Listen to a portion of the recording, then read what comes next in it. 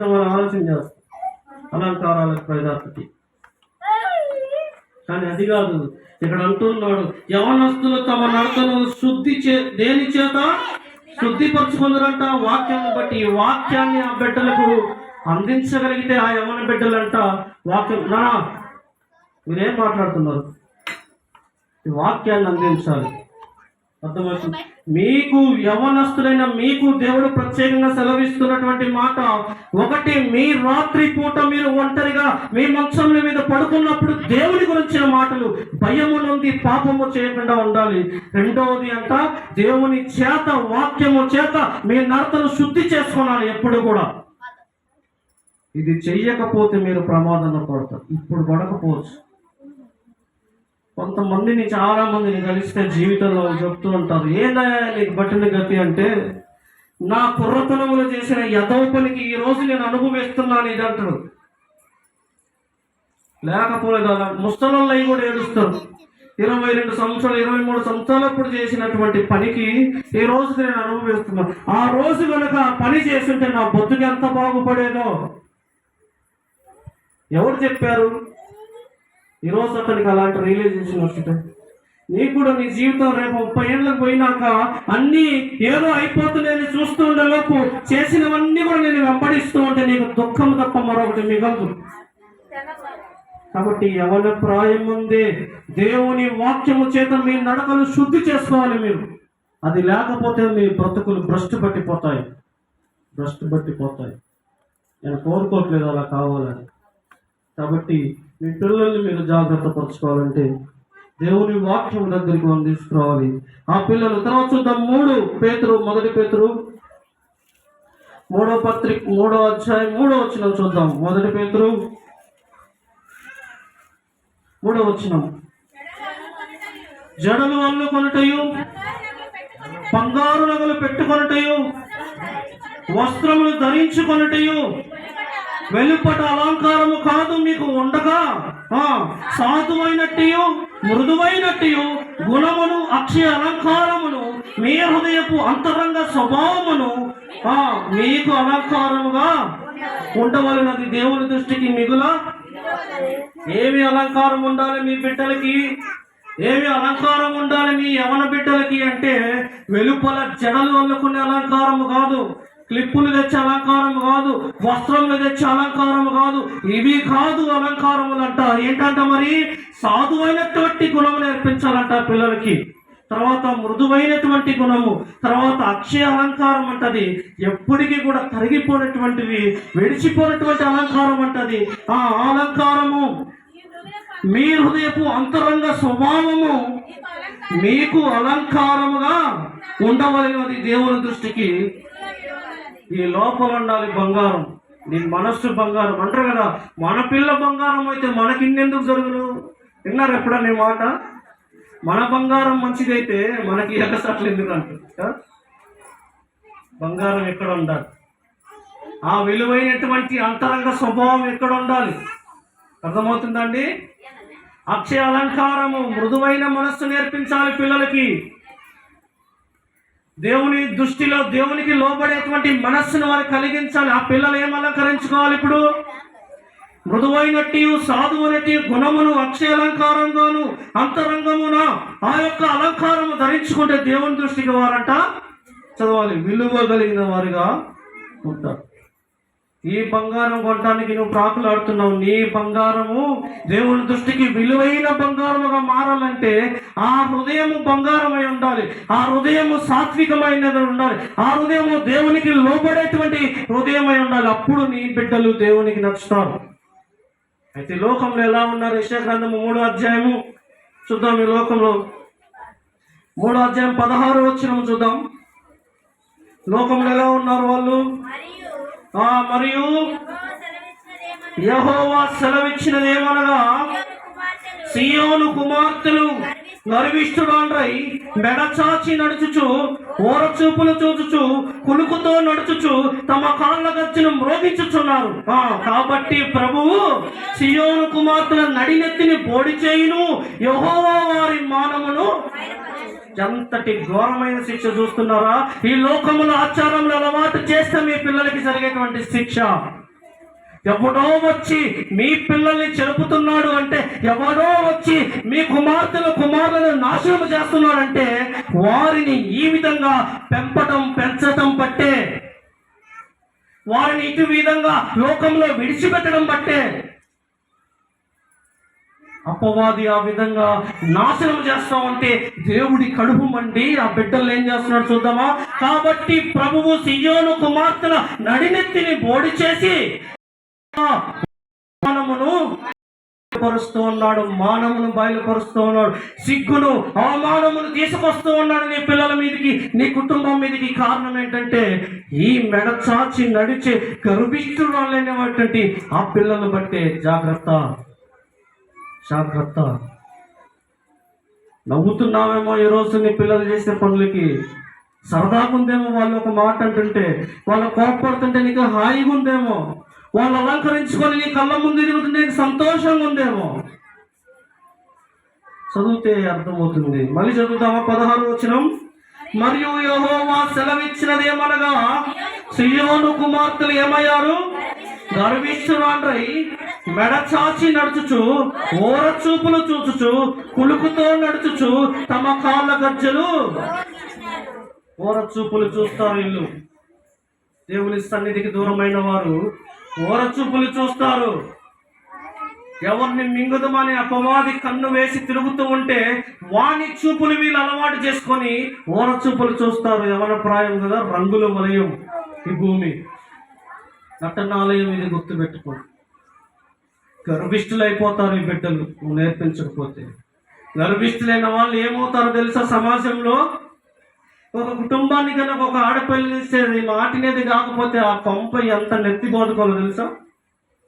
ఎన్నిసార్లు అంటారు రోజుకి, ఎవరే నిన్ను ఈ రకంగా పెంచింది అనరామా అంటారు. రోజుకి ఎన్నిసార్లు అంటారు?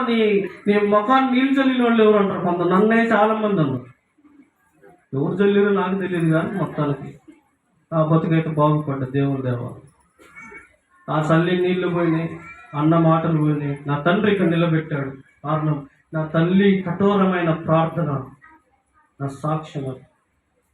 నా తల్లి కన్నీటి ప్రార్థనలో నేను కొట్టుకొచ్చాను. గొప్ప భక్తుడు చెప్తాడు ఆ మాట. నా జీవితంలో కూడా సాక్ష్యం. ఈ గర్భిష్ఠులైన పిల్లలు ఇప్పటికే మీ మీదే అరుస్తూ ఉంటారు. మీ పిల్లలు, ఆడపిల్లలు లేదు, మగ పిల్లలు లేదు. రే అది చేయవద్దు అంటే కూర్చో అరసకుండా అనలేదా మీ పిల్లలు మిమ్మల్ని అంటారు. ఎట్టొచ్చింది ఇది? మనం నేర్పించకపోవటం బట్టొచ్చు. మనం వారిని దగ్గర తీసుకొని దేవుడు అంటే ఏంటో చెప్పకపోవటం బట్టి వచ్చింది అవస్థ. పిల్లలు అవ్వాతాతలకు, నానమ్మ జేజనాలకు గౌరవం లేదు, మర్యాద లేని పిల్లలుగా మనం పెంచుతున్నాం కుటుంబంలో. ఒక ముసలాడికి కనికరం చూపినటువంటి పిల్లలుగా పెంచుతున్నాం మనం. ఒక ముసలామ్మను కనికరం చూపినటువంటి పిల్లలుగా పెంచుతున్నాం మనం. రేపు నీకు కూడా అంతే. ఈరోజు అనాథాశ్రమకు వృద్ధులు వెళ్ళిపోతున్నారంటే నీ తల్లిదండ్రులు నువ్వు అలా నెట్టేసావు కాబట్టి నీ గతి కూడా అంతే పడుతుంది. నువ్వు నీ పిల్లల విషయంలో జాగ్రత్త లేవు, నీ తల్లిదండ్రుల విషయంలో జాగ్రత్త లేవు, నీ బ్రతుకేమైపోద్ది? రెండు మధ్యలో పాడైపోద్ది. ఈ పిల్లలు గర్విష్ఠులైతే జరిగేటువంటి పరిస్థితి. దేవునికి ఎదురు తిరిగి దేవుని మార్గమును విడిచిపెట్టి అనేకులను చెరుపుతారు. వీరు ఓర చూపులు చూస్తారు, కాళ్ళ గజ్జలు మోగిస్తారు, మెడ చాచి నడుస్తారు, తల వంచని మెడ వంచని జనాంగంగా తయారవుతారు. అందుకే దేవుడు సెలవిస్తూ ఉన్నారు. ఇటువంటి వారందరూ కూడా ఎలాగో తమ నడతల్ని మార్చుకుంటారు అంటే, ఒకటి తన పడకల మీద ఉండగా వారు దేవుని మాటలు ధ్యానం చేయటం బట్టి, రెండోది తన ప్రవర్తనను సరిచేసుకుంటూ దేవుని వాక్యములో వారు ఎదగటం బట్టి, ఇవన్నీ కూడా నీ జీవితం నుంచి వెళ్ళిపోయి నీ బిడ్డలు ఒలీవ మొక్కల వలె దేవుని సన్నిధిలో నీ బల్ల చుట్టూ పెరుగుతావు. అలా పెరిగినప్పుడు దేవుడు ఏం చేస్తాడు? చివరి మాటలు 144వ కీర్తన 12వ వచనం చూద్దాం. అలా స్వస్థ బుద్ధి కలిగిన స్త్రీలు, స్వస్థ బుద్ధి కలిగిన కుటుంబము దేవుని చేత ఆశీర్వదింపబడటం మనం చూద్దాం. మా కుమారులు తమ యవన కాలమందు ఒక్క నిమిషం అండి, మీరు ఒక్కరు చదివితే అర్థమయ్యేది. ఒక్క నిమిషం. 144వ కీర్తన 12వ వచనం చూద్దాం. నా కుమారులు తమ యవ్వన కాలమందు ఎదిగిన మొక్కల వలె ఉన్నారు, మా కుమార్తెలు నగరకై చెక్కిన మూలము స్తంభము వలె ఉన్నారు అనేటువంటి మాటని దేవుడి ఆశీర్వాదం చూద్దాం. ఈరోజు ఆ కుటుంబం కనుక ఒక తల్లి కన్నీరు కార్చి ఒక బిడ్డలకి ఆ విధంగా నేర్పుకునేదైతే, ఒక తండ్రి దేవుని న్యాయ విధులను అనుసరించి దేవుని మార్గమును నేర్పేటువంటి తండ్రి అయితే, ఆ పిల్లలు తమ నడతలు సరిచేసుకున్న వారైతే దేవుడు మాట్లాడుతూ ఉన్నాడు. మనతో చూద్దాం. మా కుమారులు తమ యవన కాలం ముందు ఎదిగిన మొక్కల వలె ఉన్నారు, మా కుమార్తెలు నగరకై చెక్కిన మూలకంబము వలె ఉన్నారు అని చెప్పి చూస్తూ ఉన్నాం. వారు చెక్కబడిన వారిగా, ఎదిగే వారిగా దేవుడు ఆశీర్వదిస్తాడు. రెండవది చూద్దాం.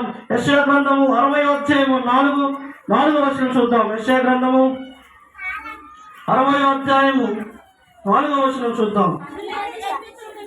కన్నులెత్తి చూడుము, వీరందరూ కూడుకొని నీ యొద్దకు వచ్చుచున్నారు, నీ కుమారులు దూరము నుండి వచ్చుచున్నారు, నీ కుమార్తెలు చంకనెత్తబడి వచ్చుచున్నారు. చాలు, ఈ కుమార్తెలు చంకనెత్తబడతారు, కుమారులు దూరం నుంచి దేవుని సన్నిధికి వస్తారు. అలాగే 18వ వచనం చూద్దాం. అదే అధ్యాయము. ఇకను నీ దేశమున బలత్కారమున మాట వినబడదు, నీ సరిహద్దులలో పాడు అన్న మాట గాని నాశనం అన్న మాట గాని వినబడదు. రక్షణీయే నీకు ప్రాకారములనియు ప్రఖ్యాతి నీ గుమ్మములనియు చెప్పుకొందువు. అర్థమవుతుందమ్మా? ఏ కుటుంబం అయితే, ఏ తల్లి అయితే దేవుని దగ్గర ఉన్నదో, ఏ తండ్రి అయితే దేవుణ్ణి వెంబడిస్తున్నాడో, ఏ పిల్లలైతే దేవుని సన్నిధిలో ఎదుగుతున్నారో, వారట పాడును చూడరు, నాశనాన్ని చూడరంట. ఏం చేస్తారంట? రక్షణ మాత్రమే వారికి ప్రాకారం, ప్రఖ్యాతి అయి ఉంటుందంట. ఇలాంటి ఒక గోడలాగా రక్షణ దేవుడు ఇస్తాడు ఆ కుటుంబానికి. ఇలాంటి ఒక పటిష్టమైన భద్రత ఆ కుటుంబానికి దేవుడు ఇస్తాడు. నిర్లక్ష్యం చేస్తే మటుకు మీ కుటుంబం ఈరోజు ఏమైపోద్దాం. తర్వాత 24వ వచనం చూద్దాం. క్షమించండి, 21 చూద్దాం. నీ జనులందరూ నీతిమంతులై ఉందరు, నన్ను నేను మహిమపరుచుకున్నట్లు వారు నేను నాటిన కొమ్మగాను నేను చేసిన పనిగాను ఉండి దేశమును శాశ్వతముగా స్వాతంత్రించుకుంటారు. అర్థమవుతుందమ్మా దేవుని ఆశీర్వాదాలు? మొదటిగా చదువుకున్నాం, మూల కంబాలు స్తంభాల్లాగా వాళ్ళని నాటుతాడు దేవుడు. రెండవదిగా చదువుకున్నాం, చంకనెత్తబడతారు. మూడవదిగా చదువుకున్నాం ఏంటంట? రక్షణ ప్రాకారములు వారి దగ్గర ఉంటాయి. ఇప్పుడు 4వదిగా చదువుకుంటాం ఏంటంట? వారందరూ నీతిమంతులై దేవుడి మహిమ పరచునట్లు వారు దేవుడు నాటిన కొమ్మలుగా ఎదుగుతారంట. ఈ కుటుంబము ఇలా కావాలి అంటే, నీ కుటుంబము ఈ విధంగా జీవించాలి అంటే దేవుని దగ్గరికి రమ్మని దేవుడు సెలవిస్తూ ఉన్నాడు. ఒక తల్లికి చెప్పిన రీతిగా, ఒక తండ్రికి దేవుడు సెలవిచ్చిన రీతిగా, తమ పిల్లలు తమ యందు దేవుని యందు వర్ధిల్లిన రీతిగా ఈ విధంగా కనుక జీవించినట్లయితే ఆయన మీకు ఇచ్చేటువంటి ఆశీర్వాదాలు. ఇంకొక ప్రాముఖ్యమైన విషయాన్ని చూపించిన ముగిస్తాను. మొదటి యోహాను పత్రిక 3:2 చూద్దాం.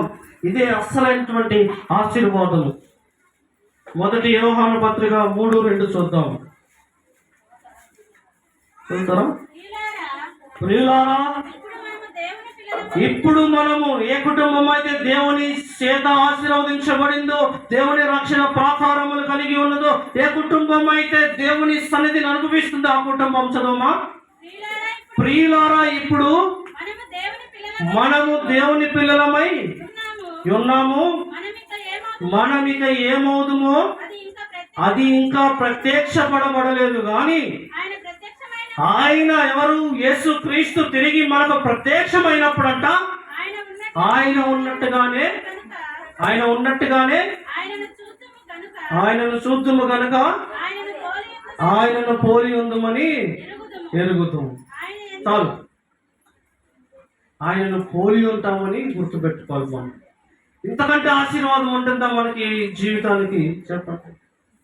ఈరోజు నీకు ఈ దేవుణ్ణి వెంబడిస్తున్నప్పుడు కష్టాలు రావచ్చు, హింసలు రావచ్చు, బాధలు రావచ్చు, నిందలు ఉండొచ్చు. కానీ ఇలా గనుక నువ్వు వెంబడిస్తే దేవుడి ఆశీర్వాదం పొందుకున్నవాడి అయితే రేపు పరలోక రాజ్య మహిమలో యేసు క్రీస్తు వచ్చినప్పుడు మనం ఎట్లా ఉంటామంట?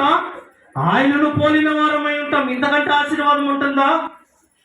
ఆయన తేజోమయుడై వెలుగుతో కనుక వస్తే మనం వెలుగుతో సంబంధం లాగా వెలిగిపోతూ దేవుని సన్నిధిలో కనపడతాం. ఆయన ప్రశస్త వస్త్రంలో ధరించుకొని వస్తే మనము కూడా తెల్లని ఉండిని పోలిన వస్త్రములు ధరించుకున్న వారం అవుతాం. ఏ భాగ్యం ఇది చెప్పండి. ఉచితమైనటువంటి ఈ రక్షణ ఆనందమును దేవుడు మనకు అంగీకరించకపోతే, అనుగ్రహించకపోతే ఎక్కడి నుంచి వస్తుంది? అట్టి దాన్ని ఒక కుటుంబముగా మనము స్వీకరించగా నిర్లక్ష్యం చేసి ఈరోజు మన కుటుంబాన్ని విచ్ఛిన్నం చేసుకుంటున్నాం. ఈరోజు మనం ఇలాంటి జీవితాన్ని గడుపుతున్నామంటే ఎన్ని బాధలు, ఎన్ని హింసలు. నా భర్త మాటినట్లేదయ్యా, నా పిల్లలు దారికి రావట్లేదు,